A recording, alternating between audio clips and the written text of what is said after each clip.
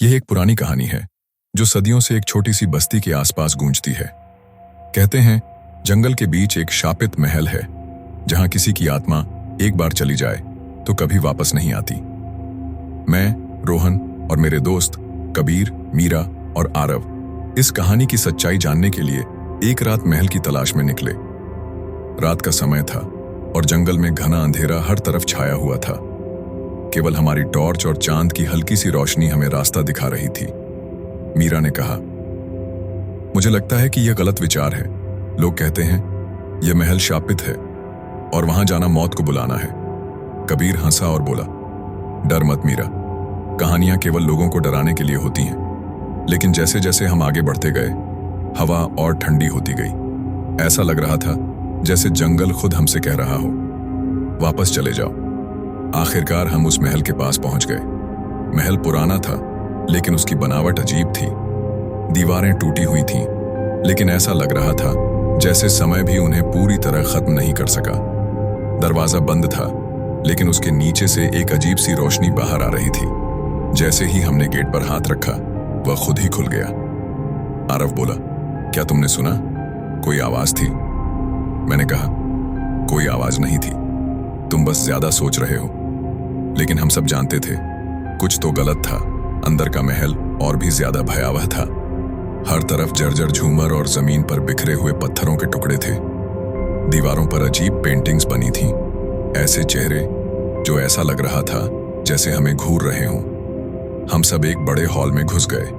वहां एक बड़ा सा दर्पण था जो एकदम साफ और चमकता हुआ लग रहा था, जैसे अभी बनाया गया हो।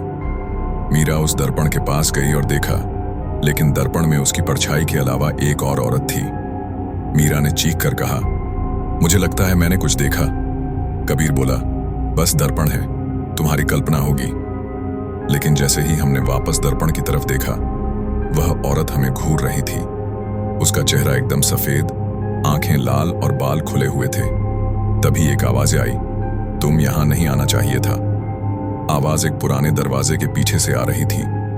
दरवाजे पर खून से लिखा था, जो अंदर गया उसका वापस आना मुमकिन नहीं। लेकिन हमने दरवाजा खोल दिया। अंदर एक लंबा गलियारा था जिसके दोनों तरफ मूर्तियां बनी थीं। वे मूर्तियां लग रही थीं जैसे जिंदा हों। जैसे ही हम गलियारे के बीच में पहुंचे मूर्तियां हिलने लगीं। उनके चेहरे घूमने लगे और आंखें हमें देख रही थीं। आरव बोला, यह क्या हो रहा है? ये जिंदा है। हम भागने लगे लेकिन गलियारा इतना लंबा हो गया जैसे खत्म ही नहीं हो रहा था। तभी एक दरवाजा खुला और हम एक और बड़े कमरे में आ गए। कमरे के बीच में एक गद्दी थी जिसमें एक औरत बैठी थी। उसके हाथ में एक पुरानी तलवार थी और उसके चेहरे पर सिर्फ नफरत थी। उसकी आवाज गूंज रही थी, तुम सब अब यहाँ के हिस्से बन गए हो, तुम जा नहीं सकते। हमने माफी मांगी लेकिन उसने हमें देखकर हंसना शुरू कर दिया। तुम जानते हो यह महल क्यों शापित है? उसने बताया कि एक राजा ने इस महल के अंदर अपनी ही प्रजा को मारकर इसे शापित बना दिया था। तब से जो भी यहां आता है वह इसके शाप का हिस्सा बन जाता है। उस औरत ने कहा, अब तुम भी यहां की कहानियों का एक हिस्सा बन जाओगे। तभी दरवाजा बंद हो गया और हम एक घेरे के बीच खड़े हो गए। दीवार से हाथ निकलने लगे जो हमारी तरफ आ रहे थे। हर तरफ से चीखने की आवाजें आ रही थीं।